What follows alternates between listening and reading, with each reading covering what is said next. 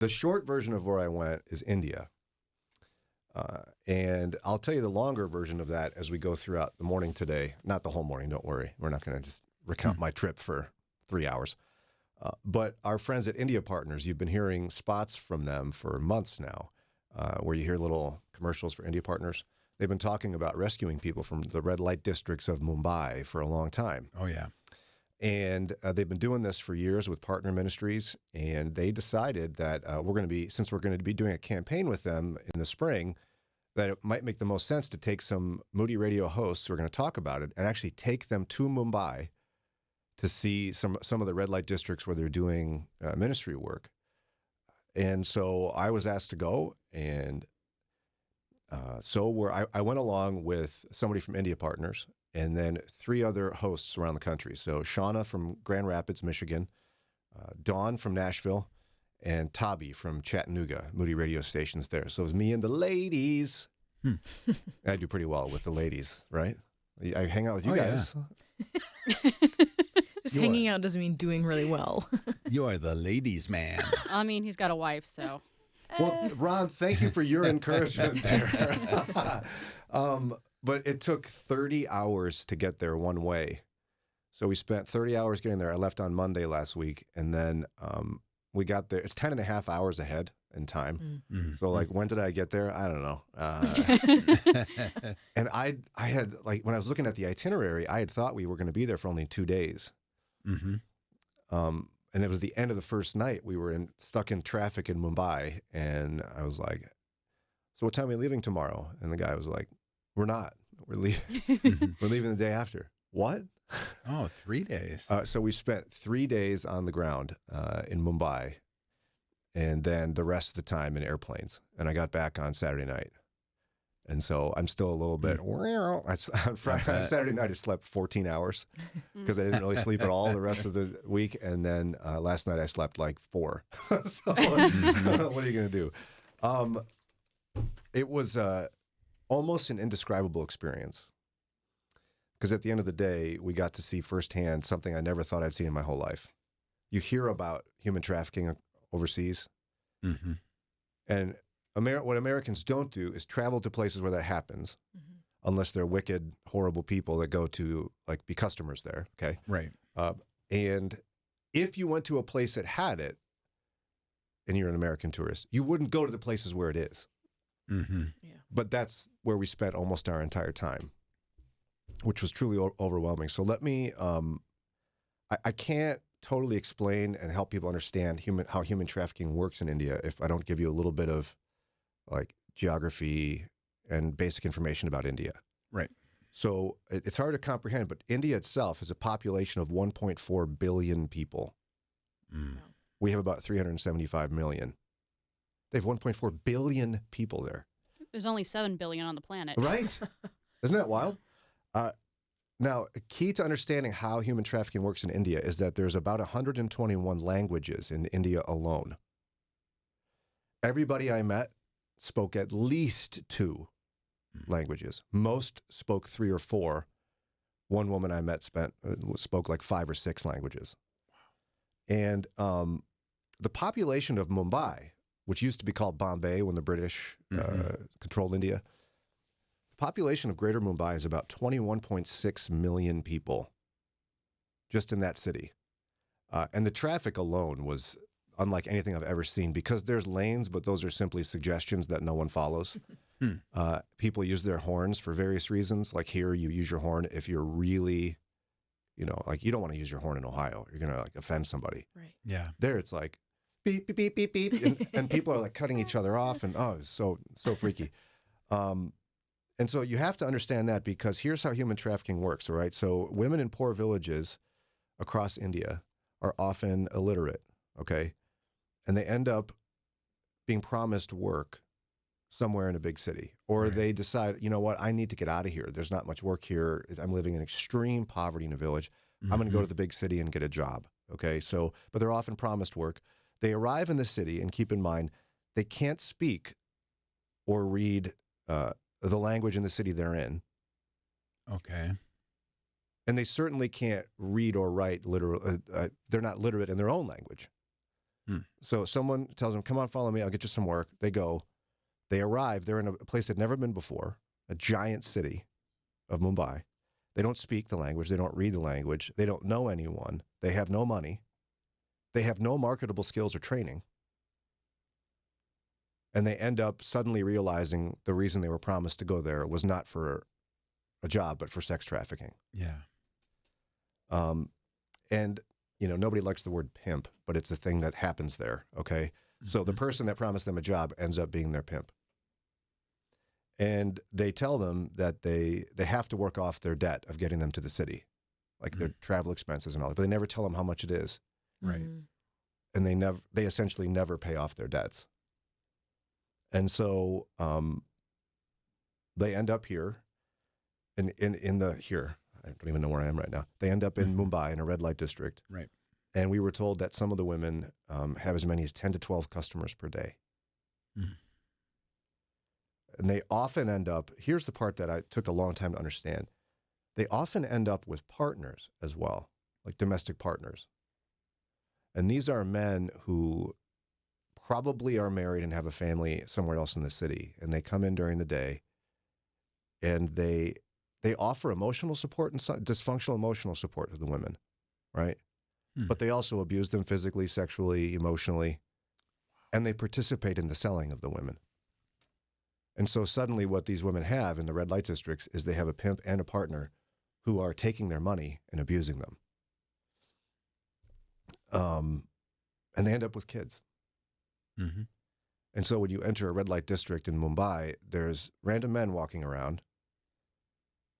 And I'm not kidding when it's a walking street. It's not wide enough for cars to be in. It's a walking street lined with women sitting in plastic chairs next to their house, which is, I don't know, maybe the size of a bathroom. And the doors that are open or the curtains that are open reveal simply a bed. And maybe like a kitchen, but it's basically a tiny little stove in the corner that they can cook on. And their kids roam the streets. And so the kids there are extremely vulnerable to human trafficking. Yeah. And so you might want to be like, I was kind of observing this and soaking it in, asking some questions and just kind of going, well, why don't you just get out of here, just run for it. Anything's better than this, right? Because they're not like chained to a chair or anything, right? Okay. Well, this is where I think understanding Hinduism is really important. So in India, 79% of the population is Hindu. 14% is Muslim, and only 2.3% is Christian. And you have to understand, you guys ever heard of the caste system in India? Yeah. It's a system of social stratification that is officially illegal, but functionally still fully in operation, where the top is the Brahmins, the priestly people, and then you have the next one is like rulers, administrators, and warriors, and then you have like merchants and tradesmen, and then you have like laborers, and then you have the untouchables at the bottom. And because Hindus believe in reincarnation, right? The idea that when you die, because of like all your works in your life are kind of measured. And if you've got a bunch of bad stuff, sorry, you're going to be reincarnated into another person or animal in your life, and you will pay for your sins in this life and the next life. Right. And so there's an element at which when these women are ministered to, they will regularly say the line, this is my fate. This is my fate. So they're miserable. They hate it.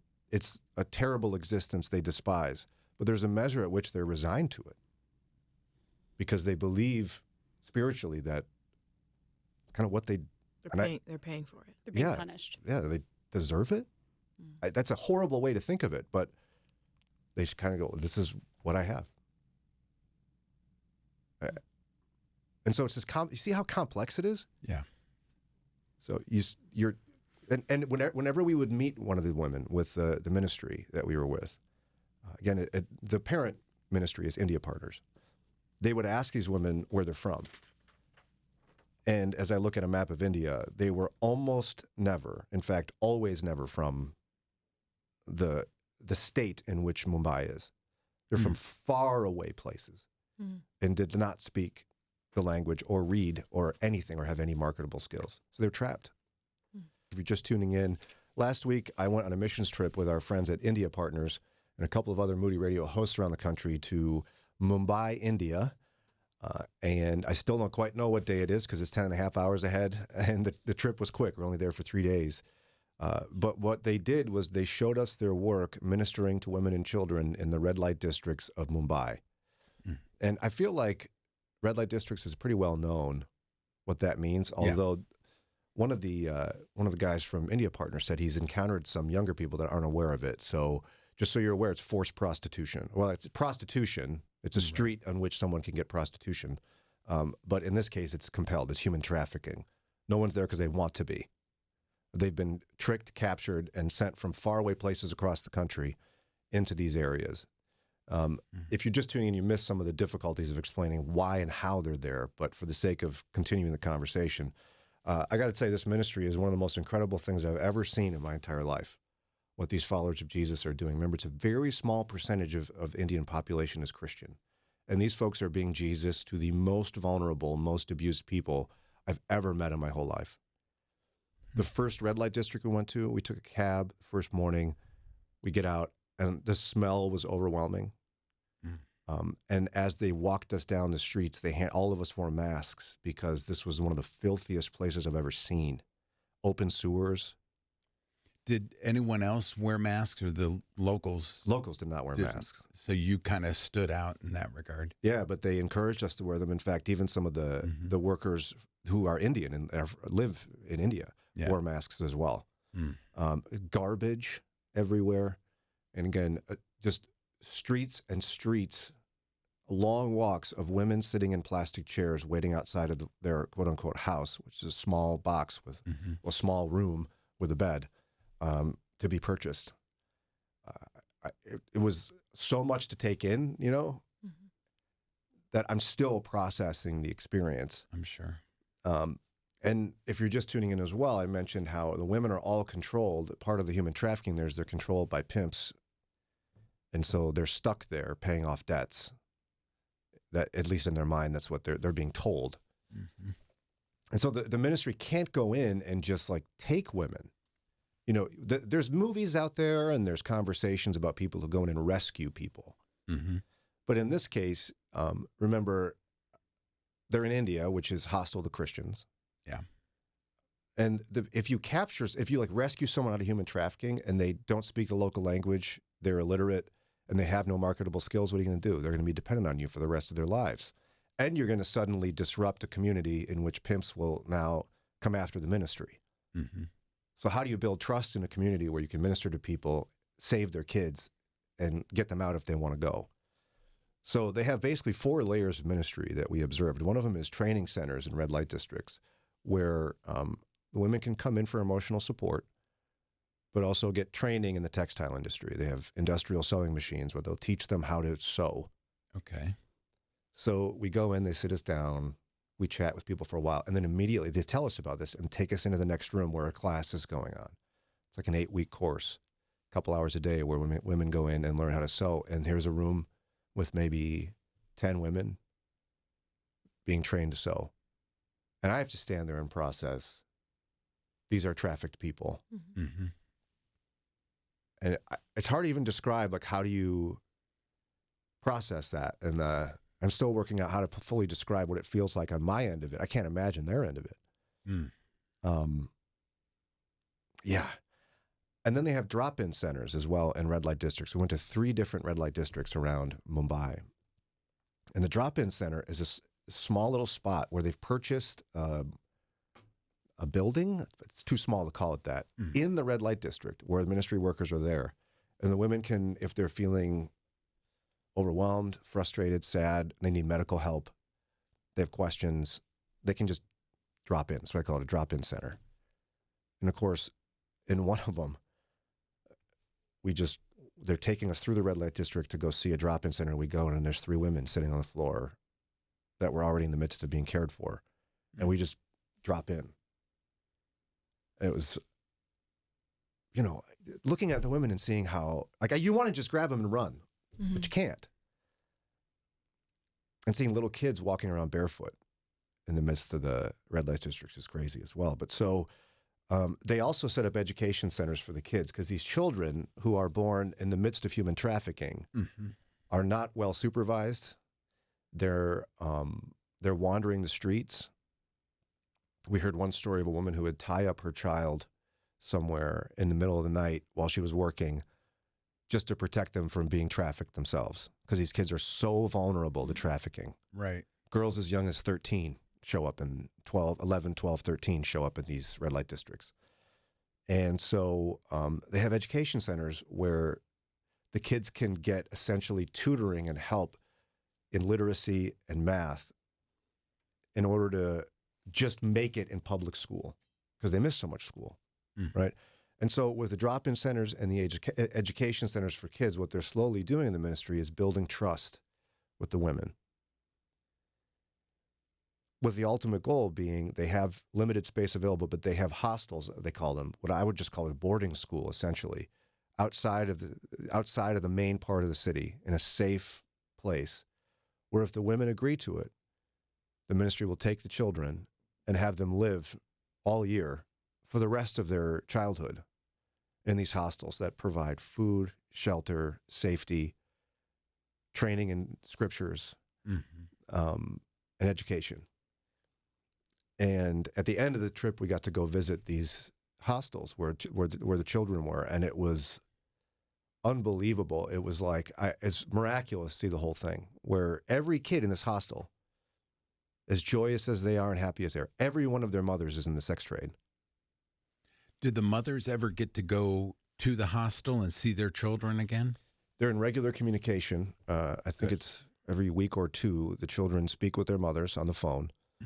And then they also arrange for 2 weeks in the summer, the child either goes to the village where the mother was originally from to spend time with the mother, but they double check safety. They do some serious safety checks in advance to see if they'll be all right, if they'll be fed, if they'll be cared for. And if not, they have space on site for the children to be cared for and for the mothers to come and spend time with them. But essentially, the mothers are giving up their children for a better life. Yeah. And you can imagine, there's also, by the way, of course, trauma counseling for the kids. Because I spoke to one 18-year-old girl who has vivid memories of wandering the streets at like 4 or 5 years old while her mother was working. And so they talked about the trauma of even having to speak to their mothers every couple of weeks. I mean, can you imagine having been a child born out of trafficking? And so the goal being that by the time the children are out, the mothers have consented to and been trained enough so they can leave the trade and they can be reunited when they leave the program. Not always possible because, again, of the complexity of it being their fate. Again, the women believe that this is their fate and they don't have any marketable skills. And so there's a sense in which not all of them succeed in getting out, but that's the basics of it. Sorry, it took a while. It's so much to get out. When a woman asks for help to get out of her situation, do the pimps resist, or are they like, oh, I've used her up, I'll go get somebody else? Now, see, there's so many questions that one in particular we asked the first day. We're like, I don't get it. Like, why did they let him come in here? So a couple of reasons. One of the reasons they allow the women to go there is because the pimps get overwhelmed by women who are so traumatized on a daily basis. They get to the point on a regular basis of screaming and yelling and crying. And they know, because the ministry's been there for so long, that if they get a chance to go and spend a few hours with these folks, with the ministry, they'll come back happier. Okay. They also know that what they're doing is illegal. Now, get this, okay? So prostitution is legal in India, but being a pimp and running a brothel is not. That's not legal. And so this ministry has a good relationship with the municipality. So the pimps know what they're doing is illegal. And if they cause too much trouble for this ministry, they have an awareness that they could be reported. And so they have a healthy fear of this. And also the third layer, here's the crazy one. Of course, at some point, the women will, and this is so harsh, this is hard to even say it, but their usefulness diminishes over time. Yeah. And so they kind of know that they need to have them busy doing something else as they get older. Mm-hmm. Does that make sense? Mm-hmm. So for those reasons, the pimps consent to this. And the harder one for me was like, I actually, in the first place, I asked one of the ministry leaders, how do you not walk around punching men in the face? Yes. I'm wondering that right now. Like tackle them, murder them. I mean, I know I'm a Christian, I'm not supposed to murder people, but like, how do you not do this? Because I'm walking through the streets, seeing these men standing here going like, what in the world? We walked by one guy and the ministry leader leans over and he goes, that was one of the pimps. So they know them. They know who they are. Oh, yeah. And this is where the rubber meets the road. What does it truly mean to love your enemy? They have a full-time employee in one of these red light districts that ministers to the men. Because you can't break the cycle of abuse and violence if you don't train these men that what they're doing is wrong. Mm-hmm. And if you don't see them as made in God's image. Yes, they're wicked perpetrators, Right. but they're made in God's image and they need Jesus too. Yes, they do. My mind is still trying to wrap itself around that type of Christian faith, but meeting people on a daily basis, ministering to people caught in human trafficking, their children, and the men who abuse them. It's overwhelming. Mm-hmm. We'll have more time to chat about this later on this morning and then in the days ahead. We're going to have a campaign in the spring, a few months from now, where we're going to ask you to financially support India Partners to help keep the hostels funded so these babies can be safe and protected and cared and not stuck in the cycle of human trafficking. Mm-hmm. Such an awesome way to spend our hard-earned money. If you're just tuning in, I went with a few Moody Radio colleagues from around the country who host morning shows as well. That we were sent by India Partners to Mumbai, India. And if you're just tuning in, you missed a lot of the story, but ultimately they wanted to show us about their ministry work in the red light districts of Mumbai. As every woman in the red light district was trafficked, human trafficking right in front of you, and the complexities of their work. But nonetheless, these women end up with children. And this ministry works really hard to build trust to convince some of the women to allow their children to be sent to hostels. That's what they call them. But essentially, it's a full-time boarding school where the children will spend the rest of their child life at these places, being fed healthy meals, protected outside of the dangerous area of Mumbai. They're given a great education, spiritual training, trauma counseling. And our last day, we went there. And what an incredible experience. We started off at they have 2 different hostels for girls because they have so many of them. They had one, the first one we went to was for little girls that are like from age, I think the youngest was 6, all the way to about, I think 11-ish. And they were absolutely adorable. And we walk into a room and there's a rug in the center and they had all the kids sit down cross-legged on the rug in front of us. And we sat in chairs in the front. And then we asked them some questions. And I had to look out at this crowd and see that every single one of these little girls, about 18 of them, their mom is being trafficked. And their mom made the difficult decision to allow their daughter to be separated from them most of the year in order to be safe. And how vulnerable these kids are. And when we were done asking some questions, and they were just the cutest of the cute, they wanted to sing a song for us. Aww. And I recorded it on my phone. I want to play a little bit of this for you. Now, here's the little girls I saw just last week that were rescued from the vulnerable streets of Mumbai. Here's them singing.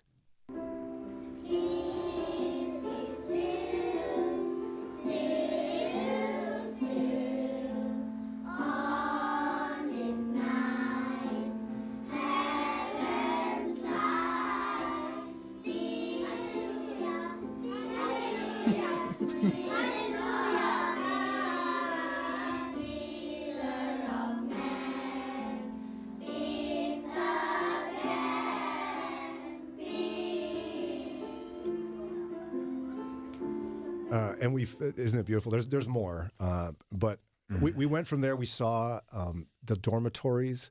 All the kids participate in chores. We had them go around. They all shared which chores they do. One of them organizes the shoes because you take your shoes off before you go in any of the classrooms.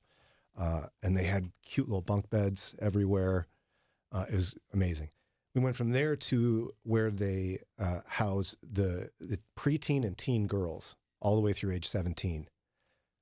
Some of the most incredible young people I've ever met. Again, every single one of these young women, teen girls, their mother is in the sex trade. Many of them at that point in their lives remember wandering the streets, but they've been rescued because of the generosity of donors to India Partners. And they love to read and watch movies. They were just the typical teenage girls. Just it was beautiful and hilarious and fun. And they wanted to not just sing for us, but they wanted to dance for us too. I can't play the videos online because we have to protect their identities. They're very vulnerable still. But they sang. They started off. They say, "We want to sing for you. We've prepared a bunch of things for you." One of them grabs a guitar. One of them sits at a keyboard. And they wanted to sing us a worship song in Hindi, which is the language of most of India, the common language. Nice. And I, of course, recorded it because I couldn't resist. Here's these teen girls singing a worship song in Hindi.